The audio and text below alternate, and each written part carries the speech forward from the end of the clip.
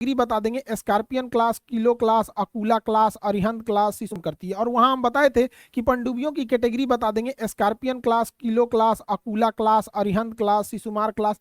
ये सारी क्लासेस के बारे में आज हम डिस्कस करेंगे। इसके बारे में देखिए, पनडुब्बियों को हम साइलेंट किलर कहते हैं क्योंकि ये पानी के अंदर रह के मारती है, और जब पानी के नीचे चली जाती है तो किसी भी तरह इसकी जानकारी नहीं पता चल पाती है। द्वितीय विश्व युद्ध में जर्मनी का सबसे बड़ा ताकत यही पनडुब्बी थी, जिसे वो यू बोट्स कहता था। यू बोट्स ने ही सबसे ज्यादा तबाही बचाई थी जर्मनी की नौसेना में। यहाँ पे तो देखिए, हम पनडुब्बियों के इंजन के बारे में पिछले वीडियो में चर्चा कर चुके हैं।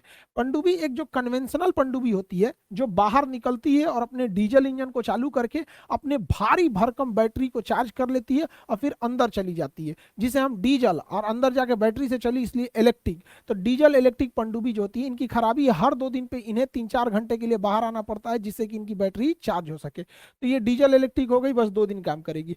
जबकि एक अंदर अंदर होता है air independence propulsion system, AIP technology. AIP technology पानी के अंदर ही बिजली बना देता है, लेकिन वो बिजली इतना पावरफुल नहीं होता है कि पनडुब्बी को चला सके, लेकिन वह बिजली बैटरी को चार्ज कर देता है और बैटरी इस पनडुब्बी को लेके चली जाती है। इस वजह से ये 15 दिन तक पानी के अंदर रह सकता है। तो इसके तुलना में ये बहुत एडवांस होता है यहाँ पे। और सबसे बेहतरीन पनडुब्बी मानी जाती है न्यूक्लियर पनडुब्बी। परमाणु पनडुब्बी में ईंधन की जरूरत नहीं है, 5-7 साल तक उसका ईंधन खत्म नहीं होता है, ना ही उसको ऑक्सीजन, मतलब पानी से ऑक्सीजन बना लेता है। ये 3 महीने तक पानी के अंदर रह सकता है, क्योंकि इसमें खाने पीने का सामान 3 महीने बाद खत्म हो जाता है, तो क्रू मेंबर को चाहिए होता है। तो पनडुब्बी 3 टाइप की आप देख लिए। अब ये पनडुब्बी हमला कैसे करती है, उस हिसाब से हम पनडुब्बी को 2 कैटेगरी में बांटते हैं।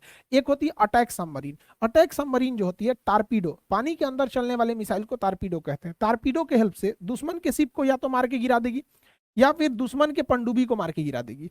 तो ये हो गए अटैक सबमरीन होते हैं सब यहाँ पर। ये छोटे होते हैं, बड़ा तेजी से भाग जाते हैं। और कुछ ऐसी पनडुब्बियां होती हैं जो पानी के अंदर से, समुंदर के अंदर से देश के आंतरिक भागों में हमला कर देती है, उन्हें हम मिसाइल सबमरीन कहते हैं। मिसाइल सबमरीन में पानी के अंदर अंदर पता नहीं कहां से ऐसे मिसाइल निकलेगा, पता ही नहीं चलेगा यहाँ पे, और अटैक कर देगा। एक्चुअली ये धमकाने के लिए ज्यादा होता है। ये तब इसका प्रयोग भी बहुत जरूरी भी है, ये होना भी जरूरी है, क्योंकि अगर हमारे देश पे अचानक 50 गो को परमाणु बम मार दे, तो भैया हमारे पास रहना भी तो चाहिए दोबारा हमला करने के लिए। उसी को कहते हैं सेकेंड स्ट्राइक। तो जब हमारे देश पे या किसी भी देश पे परमाणु हमला हो जाए, तो सेकेंड स्ट्राइक के लिए हम इन पनडुब्बियों का यूज करते हैं, क्योंकि वो पानी में रहती है, पता ही नहीं चल पाता है यहाँ पे। या फिर आप किसी दूसरे देश पे डायरेक्ट फर्स्ट स्ट्राइक मारना चाहते हैं पानी के अंदर से, तो मार सकते हैं। तो परमाणु बम से हमला हो सकता है। यही है परमाणु बम जो जापान पे मारा था। साइज देख लीजिए, यहाँ पे लोड कर रहा है, ले जाके पटक दिया था यहाँ पे। पहला बम का नाम था लिटिल बॉय, दूसरे का नाम था फैटमैन। तो पनडुब्बी देख लिए आप लोग, 2 टाइप की इन पनडुब्बियों को। इस प्रकार हम देखें कि इंजन के आधार पर हम पनडुब्बी को 3 भाग में बांट सकते हैं। कन्वेंशनल पनडुब्बी जो 2 दिन पे बाहर आएगी, एआईपी से इक्विप पनडुब्बी जो 15 दिन पे बाहर आएगी, और न्यूक्लियर पनडुब्बी जो 3 महीने पे बाहर आएगी। तो इंजन के हिसाब से पनडुब्बी को हम 3 भाग में बांट सकते हैं। बट हमको क्या मतलब है, उसमें हथियार कौन सा है, इस आधार पे देखते हैं। तो इंजन के आधार पे तो 3 भाग में हो गया। अब अटैक के हिसाब से इन्हीं पनडुब्बियों को 2 भाग में बांट सकते हैं। अगर मिसाइल मार रही है तो मिसाइल पनडुब्बी, और अगर अटैक कर रही है, टारपीडो मार रही है, तो टारपीडो पनडुब्बी। यहाँ पर जो दोनों काम कर सकती है उसे हम मल्टी रोल कह सकते हैं, उसे मल्टी रोल कहा जा सकता है। तो ये हो गई पनडुब्बी की कैटेगरी। अब भारत में कौन कौन सी पनडुब्बी है, उसके बारे में हम लोग चर्चा कर लेते हैं, किस क्लास की पनडुब्बियां हैं। तो भारत में कई टाइप की पनडुब्बी हैं। प्रोजेक्ट 877 के तहत जर्मनी के से हम लोगों ने खरीदा पनडुब्बियों को। जर्मनी के सहयोग से हम लोग ने इस पनडुब्बियों को प्राप्त किया। ये 4 पनडुब्बियां हैं प्रोजेक्ट 877 के तहत जर्मनी के सहयोग से, जिसे हम सिसुमर क्लास कहते हैं। सिसुमर क्लास की पनडुब्बी में टोटल 4 पनडुब्बियां आती हैं। आईएनएस सिसुमर, आईएनएस संकुश, आईएनएस संकुल और आईएनएस साल्की। ये 4 पनडुब्बियां आती हैं सिसुमर क्लास में। भारत की जितनी भी पनडुब्बी होंगी या जितनी भी नौसेना की जहाजें होंगी, उसके सबके आगे आईएनएस लिखा होगा, इंडियन नेवल शिप। पाकिस्तान का रहेगा तो पीएनएस लिखता है, पीएन पाकिस्तान नेवल शिप। तो ये इंडिया का, इसलिए इंडियन नेवल शिप रखा जाता है। तो ये इसके नाम है। इनके जो क्लासिफाइड नाम है, कोड नाम, वो हम आपको नहीं बताएंगे, वो क्लासिफाइड चीजें होती हैं। डिफेंस की चीजों को एक लिमिटेड भर ही जानना चाहिए, ताकि ऐसा ना हो कि इतना ना बात बता दीजिए कि फिर देश के लिए दिक्कत हो जाए यहाँ पे। तो क्लासिफाइड डेटा हम आपको नहीं बताएंगे। हालांकि इसको इंटरनेशनली हम टाइप 209 के नाम से जानते हैं। तो ये जब आप मेंस लिखिएगा ना, तो आपको ये पूरा लिखना पड़ेगा कि इसका सिसुमर क्लास की ही पनडुब्बियों को हम टाइप 209 कहते हैं। इसे बनाया गया था प्रोजेक्ट 877 के तहत, जर्मनी के सहयोग से लाए थे हम लोग यहाँ पर। ये डीजल इलेक्ट्रिक की पनडुब्बियां हैं, जिस वजह से इन्हें प्रति 2 दिन पे ऊपर आना पड़ता है। इनमें air independence propulsion system AIP install नहीं है, जिस वजह से इन्हें 2 दिन पे आना पड़ता है। तो ये हो गई सिसुमर क्लास की पनडुब्बी। अगला पनडुब्बी देखते हैं प्रोजेक्ट 877 के तहत। उसी प्रोजेक्ट के तहत रसिया से भी हम लोगों ने कुछ पनडुब्बियां प्राप्त की है। तो प्रोजेक्ट 877 के तहत हम लोग ने 4 पनडुब्बी जर्मनी से प्राप्त किया, और प्रोजेक्ट 877 के तहत रसिया से हमने 7 पनडुब्बी प्राप्त किया यहाँ पर। तो जो रसिया से पनडुब्बी हम खरीद के लाए हैं, उसको हम लोगों ने कैटेगरी में रखा है सिंधु घोष क्लास में। सिंधु घोष क्लास नाम है उसका। तो सिंधु घोष क्लास की पनडुब्बियां जो भी हैं वो प्रोजेक्ट 877 के तहत रसिया से खरीद के आई हैं। उनमें 7 नाम जो है उनका, सब में आईएनएस लगा रहेगा, इंडियन नेवल शिप, और सब में इसमें सिंधु लगा रहेगा। तो देखिए, सिंधु घोष, सिंधु विजय, सिंधु केसरी, सिंधु कीर्ति, सिंधु राष्ट्र, सिंधु राज, सिंधु रत्न। समझ में आ गया? तो ये पनडुब्बियां हैं यहाँ पे। एक तो पनडुब्बी 2013 में आईएनएस सिंधु रक्षक जो थी वो, अब तो इसमें सिंधु रक्षक नहीं रही, वो मझगांव डकयार्ड के बाद उसमें ब्लास्ट कर गया था यहाँ पर, तो वो नहीं रही अब इसमें यहाँ पे। तो ये हो गई आपकी सिंधु घोष क्लास की पनडुब्बी। ये भी उसी प्रोजेक्ट के तहत बहुत रसिया से खरीद के आई थी। इसी को हम लोग कहते हैं किलो क्लास। इंटरनेशनल अगर हम इसको पूछेंगे तो ये किलो क्लास की पनडुब्बी कहलाएगी, और इंडिया में अगर हम इन पनडुब्बियों को कहेंगे तो वो कहलाएगी आपकी सिंधु घोष क्लास की पनडुब्बी।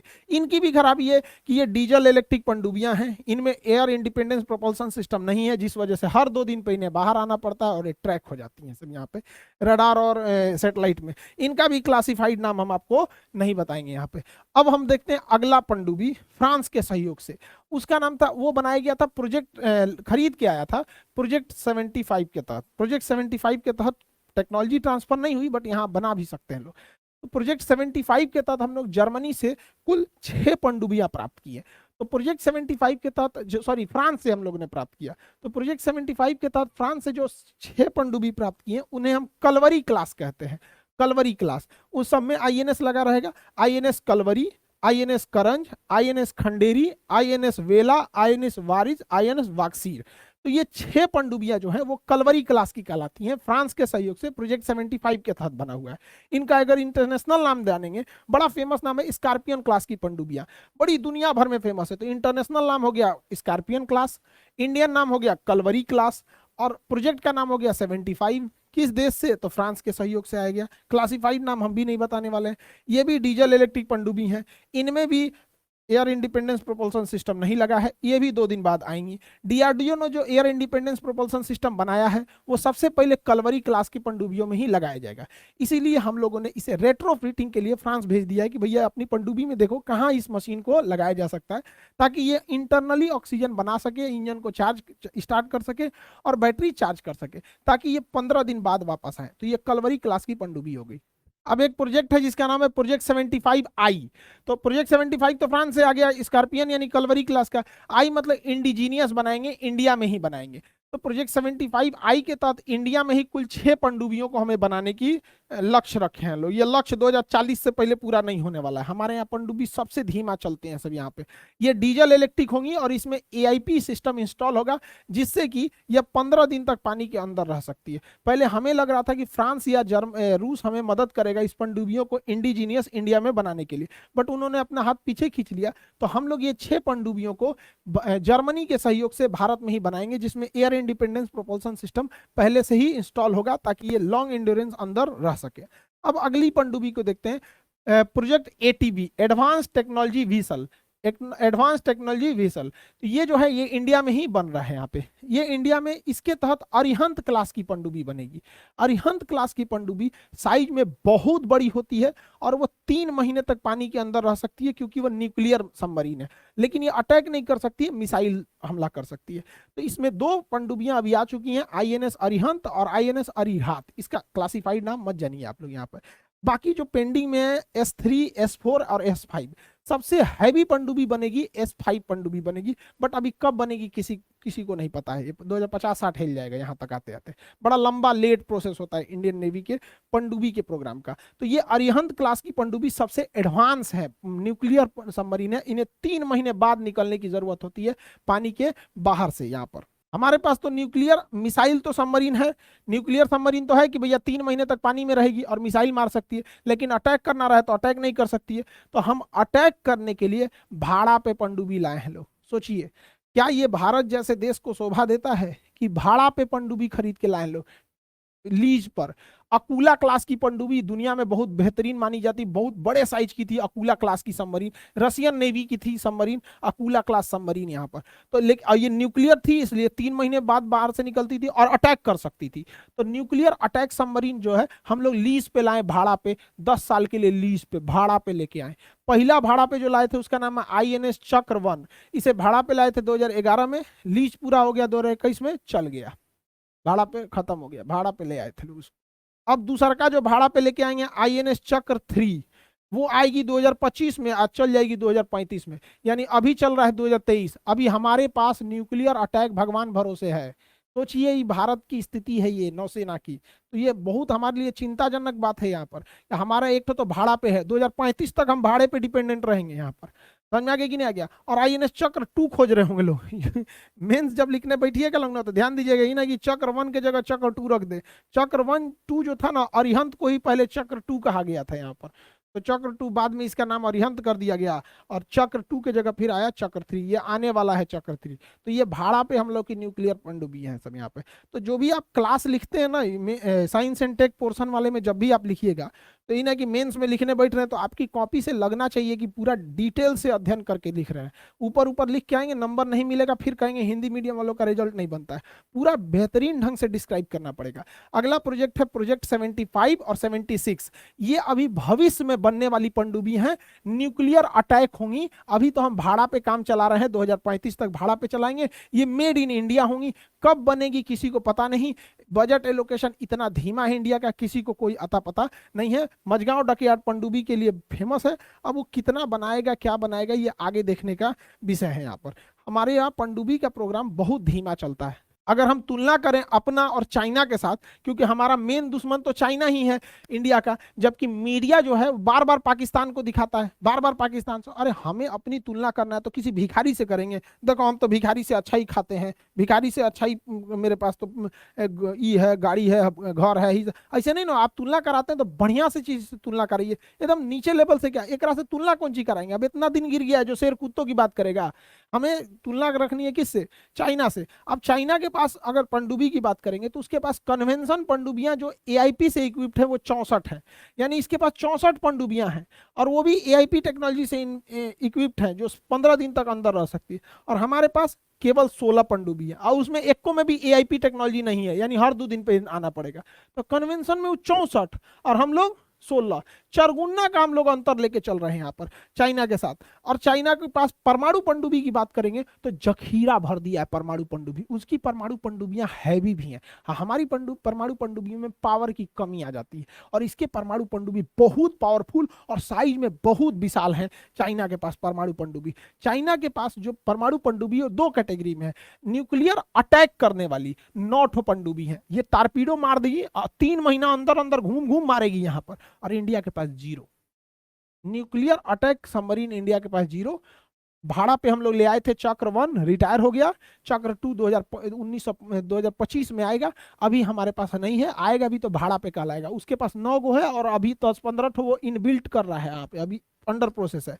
अगर बात करें चाइना के पास न्यूक्लियर मिसाइल मारने वाली पनडुब्बी, तो न्यूक्लियर मिसाइल जो है, न्यूक्लियर पनडुब्बी जो मिसाइल मार सकती है, उसके पास 6 ठो है और हमारे पास 2 ठो है। हमारे पास 2, बट उसकी पनडुब्बियां ज्यादा पावरफुल है, हमारी पनडुब्बी कम पावरफुल है। उसकी पनडुब्बी में जो मिसाइल है वो 7,500 किलोमीटर दूर मार सकता है, और हमारी पनडुब्बी के अंदर जो सागरिका K4 सब मिसाइलें हैं ये केवल 1500 किलोमीटर तक मार सकते हैं सब यहाँ पे। तो काफी एडवांस हो गया है पनडुब्बी के मामले में चाइना यहाँ पर, और जबकि पनडुब्बी की बहुत जरूरत है। अगर हम कंपेरेटिव अध्ययन करें इंडिया और चाइना की, क्योंकि आने वाले समय में यही हमारे लिए खतरा है, और इसके बाद ज्यादा पनडुब्बी हो जाएगी तो पुराना वाला पनडुब्बिया चुपचाप ही पाकिस्तान को थमा देगा। तो केवल एक और मत देखिए, फ्यूचर भी देखना चाहिए। चाइना के पास टोटल पनडुब्बी है 79 और हमारे पास 18, इसके पास 79 हमारे पास 18, देख रहे हैं, तुलना ही नहीं है कहीं पे। अब ये 79 किस किस कैटेगरी का है उसको देखते हैं। इनमें कन्वेंशनल पनडुब्बियां हैं जो युआन क्लास की हैं, वो 64 है, जो डीजल इलेक्ट्रिक चलती हैं और एयर इंडिपेंडेंस प्रोपल्सन से लैस है। ये 64 पनडुब्बियां हैं। तो 69 में 64 जो है वो कन्वेंशनल है युआन क्लास की, और 69 में बचा हुआ 15 पनडुब्बी वो न्यूक्लियर सबमरीन है। न्यूक्लियर सबमरीन में भी ना चाइना के पास अटैक सबमरीन की संख्या 15 में से 9 ठो अटैक है, और मिसाइल सबमरीन जो है वो 6 ठो है। तो 6 ठो मिसाइल और 6 ठो अटैक, यानी टोटल 15 न्यूक्लियर सबमरीन है। अब हम इंडिया की अगर बात करेंगे तो इंडिया के पास तो टोटल 18 पनडुब्बी है, जबकि उसके पास टोटल 79 है। अब हम अपनी पनडुब्बियों को अगर कैटेगराइज करें तो देखिएगा, कन्वेंशनल पनडुब्बी हमारे पास 16 ठो है, जबकि किसी में एआईपी टेक्नोलॉजी नहीं है, अभी लगने वाला है यहाँ पे। तो एक तो इतने बड़े देश के लिए 16 को पनडुब्बी एनफ नहीं है। न्यूक्लियर पनडुब्बी की बात करें तो हमारे पास 2 ठो है न्यूक्लियर पनडुब्बी, इसके पास 15 को है न्यूक्लियर।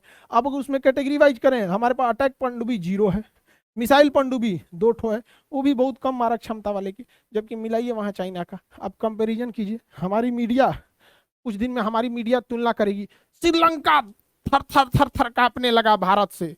अजीब हाल है भाई। देखिए, हमारी देश के लोग और मीडिया किस मुद्दों को उठाती है, ये लोकतंत्र के लिए बहुत जरूरी है चीज है यहाँ पर। तो अब हम श्रीलंका से तुलना करने लगेंगे तो फिर हमको तो कोई काम करने की जरूरत नहीं है। हमें हमेशा आगे देखना है कि हमारा मुख्य प्रतिद्वंदी चाइना क्या कर रहा है, फिर अमेरिका से हमें आगे तुलना करना है, फ्रांस से है, ब्रिटेन से है, रसिया से है। लेकिन हम लोग पता नहीं क्या कर रहे हैं लोग यहाँ पे। अगर पाकिस्तान की बात करेंगे तो पनडुब्बी के मामले में आने वाले 5 साल में पाकिस्तान हम लोग को पीछे छोड़ देगा। देखिए, पाकिस्तान के पास पहले से 8 पनडुब्बियां हैं, और पाकिस्तान को चाइना 8 और पनडुब्बी दे रहा है और डिलीवरी चालू कर दिया है। चाइना देर लेट नहीं करता हम लोग की तरह, देना चालू कर दिया। और चिंता का विषय यह है कि जो पनडुब्बी दे रहा है चाइना, वो युआन क्लास की पनडुब्बी है जिसमें एआईपी टेक्नोलॉजी लगी हुई है। इसे खोजना बड़ा मुश्किल होता है, क्योंकि एआईपी टेक्नोलॉजी 15 दिन तक पानी के अंदर रखता है। 15 दिन के अंदर पानी में पता ही नहीं चलेगा। जब हम लोग बालाकोट सर्जिकल स्ट्राइक किए थे, यहाँ पर एयर स्ट्राइक जब किए थे, तो उसी समय पाकिस्तान का जिन्ना नेवल बेस कराची में जिन्ना नेवल बेस से एक पनडुब्बी थी जिसका नाम था पीएनएस साद। पनडुब्बी पीएनएस साद जो है वो सैटेलाइट में, इसरो देख रहा है अपने सैटेलाइट में, ये पनडुब्बी आगे गई अंदर धंस गई, अंदर घुस गई, उसके बाद पते नहीं चला ये कहाँ है। अब सोचिए, ये पीएनएस साद 3 दिन के अंदर पहुंच जाते इंडिया पे हमला करने के लिए। अब नेवी पगला गई, अरे भाई साहब, इधर हम हमला किए हैं, रिटेलिएशन में अगर ये हमला करेगा तब कहाँ जाएंगे। तो नेवी इसको खोजना चालू की, कहाँ है कहाँ है कहाँ है कहाँ है। इंडियन नेवी खोजते खोजते खोजते 21 दिन बाद पता चला कि वो पनडुब्बी ग्वादर में है। 21 दिन बाद, जब तक कि अभिनंदन आ चुके थे, वापस हो गया था, सारा मैटर सॉल्व हो गया। तो सोचिए, एक पनडुब्बी जिसमें एआईपी सिस्टम इंस्टॉल था, पाकिस्तान की पनडुब्बी को खोजने में हमें 21 दिन लग गया। ये बहुत चिंता का विषय हमारे लिए यहाँ पर। हालांकि हम लोग बहुत पहले पाकिस्तान की एक पनडुब्बी गिरा चुके हैं, पीएनएस गाजी, लेकिन सोचिए, अपने दुश्मन को कमजोर नहीं समझना चाहिए। 21 दिन लग गया, वो भी पता कहाँ चला, वो तो जब निकली यहाँ जाके ग्वादर पोर्ट पे बाहर, तब इसरो के सैटेलाइट ने देख लिया कि अरे सोच रहा तो निकल गया है। वहां पर नहीं निकला रहता तो खोजने में बहुत दिक्कत होता। सोचिए, एआईपी टेक्नोलॉजी है, वो 15 दिन पे कभी ना कभी बाहर निकली होगी, हम लोग नहीं पकड़ पाए थे।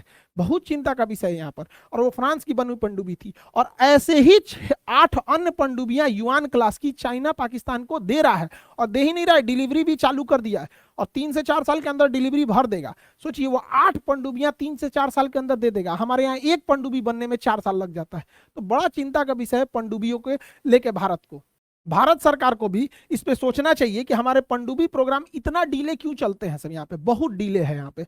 और हमारे जो पूर्व के नौसेना अधिकारी थे, उन्होंने हमारी सेना को एयरक्राफ्ट कैरियर को महत्व ज्यादा दिया, जबकि ये भारी भरकम होता है, बड़ा होता है, खर्चीला ज्यादा होता है। पनडुब्बी जो होती है साइलेंटली चलती है। तो हमें इस पे भी सोचना चाहिए। सेना की बजट में, अब सेना का अधिकांश बजट, सेना का लगभग जितना बजट देते हैं उसमें 50 से 60% तो सैलरी पेंशन देने में चला जाता है। बाकी कितना पैसा खर्चे हो पाता है, हमसे 4 गुना 5 गुना बजट है चाइना का।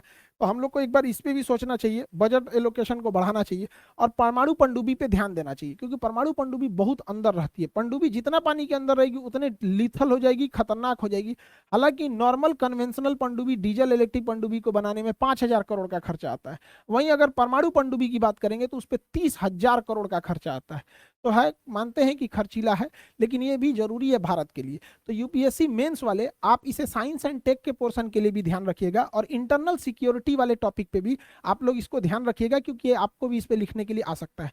तो फिर उस पर आपको बाकायदा पूरा बेहतरीन ढंग से लिखना पड़ेगा। प्रोजेक्ट नेम क्या था, kilo class, Akula class, scorpion class, Kalvari class, ये जितने युवान क्लास, सारी पनडुब्बियों के बारे में आपको डिटेल से लिखना पड़ेगा। इसे ऊपर ऊपर लिख के चलाएंगे, अगर कहेंगे हिंदी मीडियम का रिजल्ट नहीं होता है तो गड़बड़ बात है। यहाँ पर समझ में आ रहा है कि नहीं आ रहा है? और जो एनडीए वगैरह की तैयारी कर रहे हैं उन लोग के लिए भी ये टॉपिक जरूरी होता है। अब इसी में एक जहाज होते हैं सब आपके, होवर क्राफ्ट होता है, लैंडिंग वेसल होता है आपका, कॉर्बेट हो गया, फ्रिगेट हो गया, और डिस्ट्रॉयर, इन सब में भी अंतर हम आपको बता देंगे। एनडीए सीडीएस वाले लड़के आप लोग मन से क्लास कीजिए, आपका क्लास प्रॉपर चल रहा है।